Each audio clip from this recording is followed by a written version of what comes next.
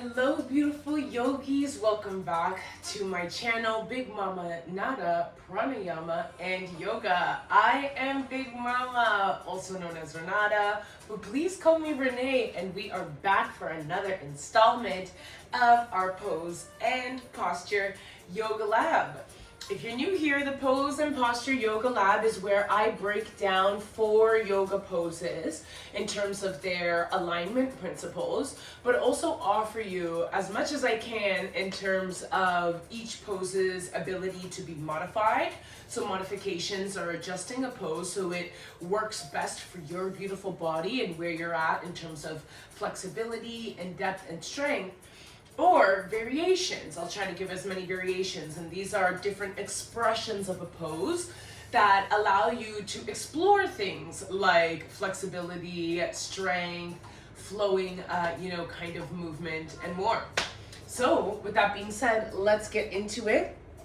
For this week's Pose and Posture Lab, our 4 poses are Happy Baby, Dancer's Pose, Warrior One, and Half Moon. So let's start with the standing poses because I'm already standing and get into it. Let's begin a little easy with Warrior One. So Warrior One is a strong pose, one of the foundational warrior poses, and is considered to be an asymmetrical neutral pose, meaning your hips are neutral front towards the mat. But our body is moving asymmetrically, and by body I mean the feet. They're not all pointed in the same direction or in the same placement with one another. So what is Warrior One? Well, Warrior One, if you were to start at the top of your mat with Tadasana as our standing template, is taking one leg back. Well, I'll do my right side, about 1 step flat on the mat.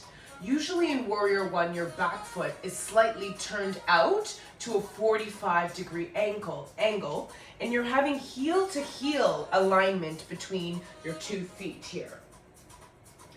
There's a soft bend in your front knee, not too deep of a bend. You want a soft bend, still maintaining that ankle to knee alignment, and your hips are squared, as mentioned, neutrally towards the front of your mat. What helps with that turning of the hips forward is thinking about zipping those thighs together, really engaging the quad of your bent leg as well as the glute of your back leg. Root that tailbone ever so slightly down as you twist the hips towards the front, and a slight bend here. Now, often in Warrior One, the hands are raised above our head, so that means rolling those shoulders back and down in order for the chest to shine. And there's a subtle gaze, a soft gaze, either straight ahead of you or looking up towards the sky. This is Warrior One. Now, ways that Warrior One can be modified. There's not too many modifications for Warrior One. Usually it has to do with your hand or your foot placement. So if we're a person that experiences knee sensitivity, just taking a little bit more of the depth out of the front bend of your knee often helps here. Or if the back knee with an external rotation at a 45 feels uncomfortable, just bringing the foot a bit more towards kind of front is also helpful if we have some worries about hyperextending the knee, turning the knee, or bending the knee. Another option, if you want to keep the soft bend in your knee, but we're having more of a maybe tension in the hip here, or again, tension in the knee here, if we're pointing out at a 45, is just shortening the stance a little bit. So there's not as much pressure, in those areas. The last would be around the arms. So if we have some concerns around shoulder mobility, pain with arms being up, or even neck with looking up, keep the gaze again neutral, and the arms can either come on hands to waist here, a nice neutral pose, or hands through heart center. Those are most of the ways that you can do a variation for this modification for this standing pose. Now, in terms of variations, there's many ways to play within Warrior One. I can show us a few. A lot of this often has to do, again, with mainly arms, with variations within Warrior One. So if we're starting in its traditional, some folks like to engage in some back and core strengthening, bringing the body angling at a 45, hanging out here, sometimes doing some arm movement that strengthens the back, like airplaning arms and swinging them forward. Playing with the level of time that we spend in a bent kind of knee also helps with strengthening the quads and the legs. Some folks like to get into twisted kind of Warrior Ones or revolved Warrior Ones. So we bring the hand down by the foot, twist, and open up here. A modification for this type of revolved or twisted or reversed Warrior One with a block to give yourself some elevation and open up that twist.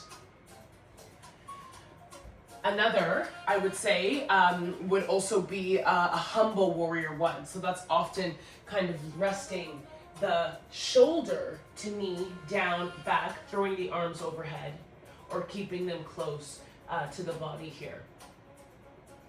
I just recalled one modification for Warrior One, like you could do on your knees, technically speaking, but at this point we're more in a kind of like lunging almost position. But again, if that back leg is needing some respite, there's always the option to take the knee and do similar movements and variations. That's pretty much as juicy, I would say, as Warrior One gets that I've been exposed to, but I'm interested to hear if you folks have seen other versions, variations, and or modifications of Warrior One. Leave them down in the comments below. And we'll move on to the next pose. So why don't we get into dancers? Dancers is a balancing pose, neutral as well in terms of placement of the hips, but also asymmetric because one of our foot is kind of like dangling, in the air. So dancers, starting from the traditional Tadasana stand template in towards the front of your mat, there's also many versions of dancers dependent on what practice you are rooting yourself in. So me rooting things a bit more into a vinyasa, it's going to make a difference, kind of how far forward we lean or how much we kick the leg back. In other practices, sometimes there's a straight elevation of the chest, not too much kicking. In other practices, you're like turning yourself into a bow, okay? So I'm leaning this dancers more into vinyasa, okay? So starting from the Tadasana template, again, a neutrality, within our hips facing forward, feet even, hip width distance apart, tailbone is rooted down, shoulders rolling back and down, chest shining up, hands out, okay? Shift weight into, again, we'll do the right side. So shift your weight into the left leg. Your hand for the left side is going to come towards the waist. Right, we're bringing the leg up, keeping the hand open for an offering, and we kick that leg back, catching typically either the outside or the inside of your right foot. Now at this point, folks like to have a little soft bend in the knee just to help with stability. Take that left arm off of the waist, bring it up and in front of you. And as you're bringing that arm up, you're focusing on actually kicking your right foot back and up. Elevating the chest here. And some folks might bring the chest a little lower, arm lower, in order to help bring the foot higher. Dancers. Here, you also want to think about zipping those thighs together. You don't want the knee going out too far in one direction, so really try to bring that knee, towards the midline and keep the hip rotated in, as well too. Now, modifications for dancers often involve some strap work or just not moving the body in such extremities, okay? So some folks and dancers, you can hang out right here, just keeping the heel, closer to the glute, hand on the hip, and we're just focusing on like our balance here and getting comfortable with this type of shoulder stretching. As you get comfortable with balance, you can slowly kick, and you don't have to kick to like a full extension, especially if weight bearing in one leg feels uncomfortable, if you're having some strain in the hip or glute. And this is also considered a back bend. So if there's any concerns, particularly around your lumbar spine, the kicking back and out might be a bit too extreme. Another might be the use of a strap. So if we're also trying to kind of develop in that area of kicking back. So some folks will, use one hand, some folks will use double hand, but this is, again, really just to help with getting the leg back and up.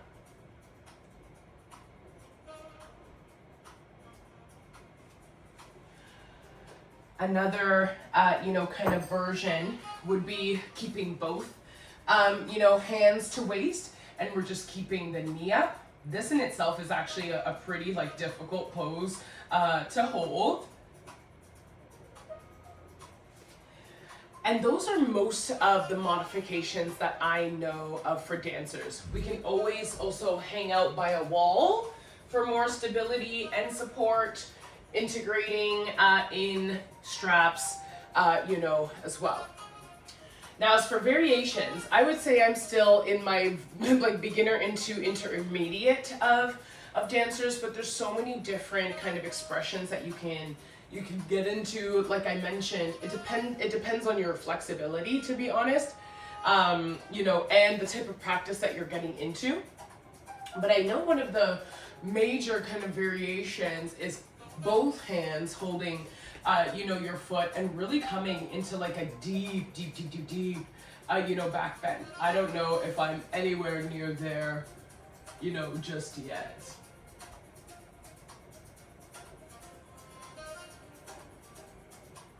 Sometimes arms will go out, heart center, keep it here on your leg. And I think for me, at least in my abilities, that's as variation filled as dancers gets for me. Another modification too, if you don't mind your dancers being a bit lower in terms of chest, again, is you can utilize that block, to help, especially as you're leaning and kicking, reaching more for the block as you kick that leg up. Okay, so this one, dancers, as mentioned, a bit more of an advanced pose. There's not loads of places, that you can go with it. And it is one of those poses that, unfortunately, to my knowledge, there isn't like a floor, version, like laying on the floor. The closest that would be, in terms of a modification for dancers, that might be a little bit less in terms of weight bearing on the thighs, but this is technically speaking a little bit of a different pose. On your hands and knees, still involves either kicking that one leg up and you can hang out here and get into that back bend a bit, or weight bear into your right hand, right leg is up, depending on what side you're working with. Left hand is going to go back. Grab for the foot and raise up. You're still getting that same level of back curvature, hip opening, and glute engagement. So if that is a concern for you, you're not going to find too much respite doing this pose on your hands and knees. The respite that this offers is, again, weight bearing predominantly in a standing leg, if you're having any concerns around your quads or perhaps your ankle. All right, let's get into half moon. Another bit more of an advanced, intermediate advanced yogi pose, but this one does have a lot of room to play. So half moon, this one is considered an asymmetrical balancing pose, not also neutral in the hips, because your hips are not neutrally facing one way, they're actually stacking on top of one another. Although technically speaking, I guess your hips are still neutral when they're stacked. They're just pointed in another, kind of direction. And half moon is one of those poses where you're engaging a lot of the body. Okay, almost every kind of body part. So, standing, starting again from our Tadasana template. Half moon to get into is probably best bent knee starting in a forward fold, okay? Now, hand placement is very important with half moon in order to get the full breath and expression of the pose. Depending on what side you're starting with, take that arm very far towards like the corner of your mat and maybe even out, far out. Angle that hand at a 45, okay? We're bending into the left knee in order to spring up, put weight into that hand, and raise the right leg up. Some folks, in finding that stability, it's good to kind of keep the leg out a little bit, so angle it further to the right. But if you're feeling pretty stable, think about bringing that leg a bit more to the midline, flex the foot, engage the quad, lift those kneecaps, because that is going to help with stability, and you bring that right arm up.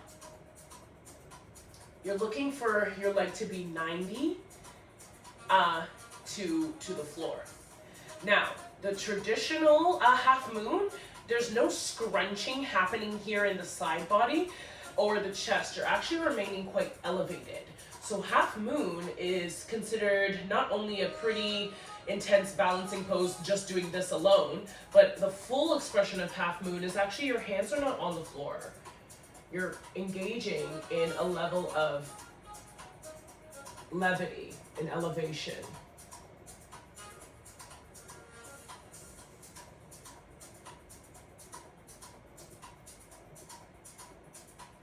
Half moon. Now, modifications for this pose to help with balancing as well.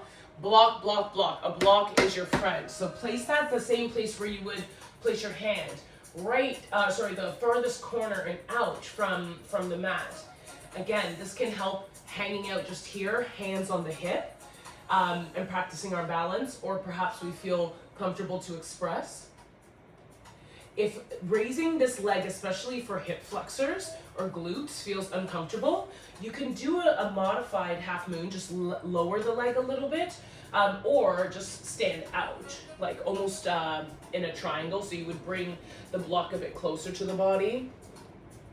And we can focus on just that stacking of hips and opening the chest here. So we're more now in a triangle than we are a half moon, but this would be a little modification if folks want. So really weight into, I would say, the block here, and playing around with where you decide to place your hands are some of the main modifications. And as mentioned, you can bring that leg out a bit further so you can actually see your right toes. Sometimes that just helps with engaging the leg in space and feeling that body knowledge before you begin to kind of bring it back, okay? Perfect. Now, in terms of variations of half moon, as mentioned, floating half moon, hands off of the block, hands to heart center is another one. One of the more popular variations of getting into a half moon is actually revolved half moon. So taking your hand down, the opposite hand from the standing leg, and raising this way. Another is beginning to bridge and test the balance into another pose called candy cane. So curl at that the elevated leg. Catch the ankle or foot with your hand. Bend and kick back, almost like you're in dancers. Candy cane. And the most advanced of this would be, again, hands off of a mat or block. Resting at heart center or perhaps on the knee.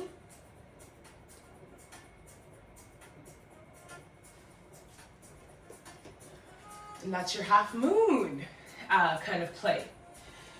One other variation I could, think of with this Might be also playing around with a block for the foot placement. So again, if your leg coming all the way up doesn't feel comfortable, but you just want to play around with that balance, hand to block or right corner, and you can place your foot on a block instead for that elevation. Or again, using, chair or maybe even a wall. Just again, getting that mobility mainly in the foot. At that point, we're really modifying the pose out of its tradition. But again, it allows you to play and move your body in different ways as you build up to perhaps a deeper level of expression in that pose. So last one, happy baby, one of my favorites.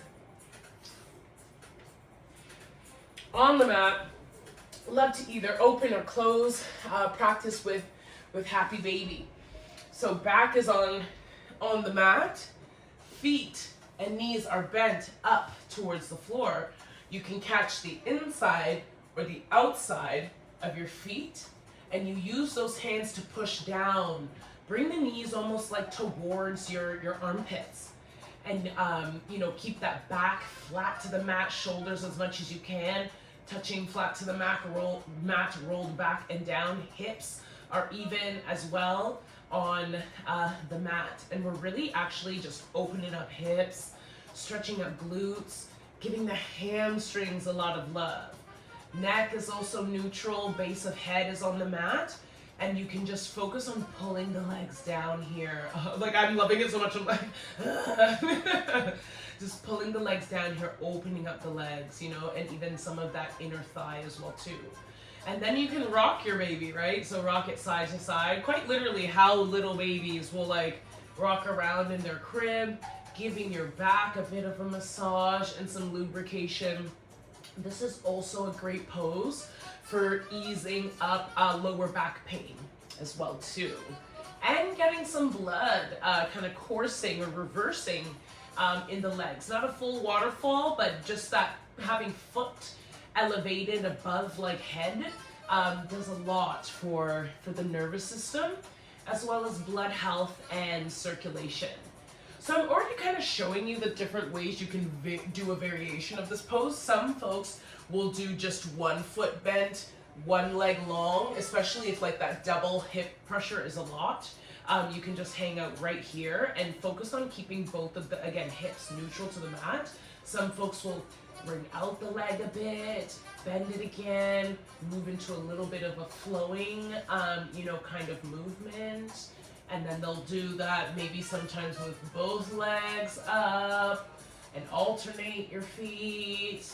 Again, dependent on the type of stretch that you're really, kind of looking for. Some people will bring the toes and heels to touch, more opening up again that inner groin, hip flexor area, and use the elbows as leverage. Push against the inner thigh near your elbow. Almost like a happy baby frog kind of situation. I know I've gotten into this a little bit. I like it for my hips and again my lower back it feels really nice for. And you can play around again with just rolling around the neck. So these are most of the variations. Happy baby is a pretty expressive pose, in itself. In terms of modifications, as mentioned, usually one foot down really helps with just stability, especially bent knee, not just leg straight out. So you can bend the knee, get that other leg into happy baby and express this way, and even do a little rock side to side if you like. If grabbing or reaching for the foot feels limited, again, there's always your strap option. Hook that around the arc of your foot. Wrap it around the hand a bit, and then just pull the strap down. Unless you have two straps, you really can only do this with one, leg at a time. And it's actually easier to play around with that stretching of the foot and bending of the foot with the strap. I find it's a bit more accessible in this way, and you can still rock your baby, as well. Okay, and kind of move the foot in and around in any kind of way, an intuitive movement that feels comfortable for you. That, I would say, are, again, most of the modifications and variations that I am aware of And I know my knowledge is pretty limited as a new yoga instructor. For the 4 poses we went over today, which is Happy Baby, Dancer's Pose, Warrior One, and Half Moon. But I'd be really interested to know if you play around in any of these poses in different ways or modify in ways that feel better for your body. And as I mentioned, please feel free to share, because all of these different modifications and expressions just help the yoga community find ways that yoga works best holistically for them. So like, comment, and subscribe. This was a short and a quick and dirty one for the yoga lab, but hoping it might encourage you to get into some fun, a bit more challenging, balancing, strengthening, and flexibility focused poses. All right, I'll see you in the next one, and as always,